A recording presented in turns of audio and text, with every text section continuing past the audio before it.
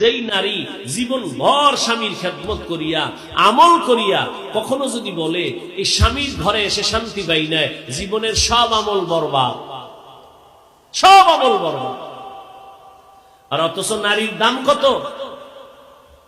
নবীর স্ত্রীর কাছে একজন নারী গিয়ে কয়, আরে পুরুষেরা জানাজায় যায় কত সওয়াব, ঈদগায় যায় কত সওয়াব, আমগো নারীকে কপাল খারাপ।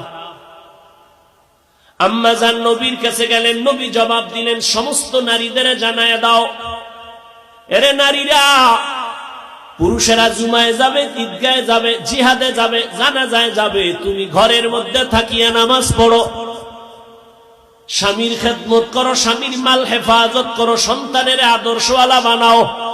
পুরুষেরা বাইরে গিয়ে যেই পরিমাণ সওয়াব পাবে, আম্মা জানদের আমার আল্লাহ ঘরের মধ্যে সেই সম পরিমাণ সওয়াব দান করবে।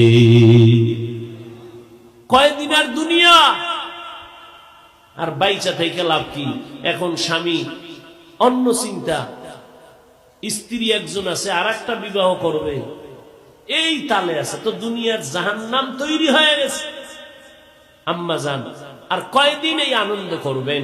তওবা করে এটা সন্তান মানুষ বানায় যান, কিচ্ছু দরকার নাই। আপনি সন্তানকে যদি একটু কলিজা দিয়া দোয়া করেন, আল্লাহ আমার সন্তানটারে আদর্শ মানুষ বানাও, কোরআন পড়নেওয়ালা বানাও।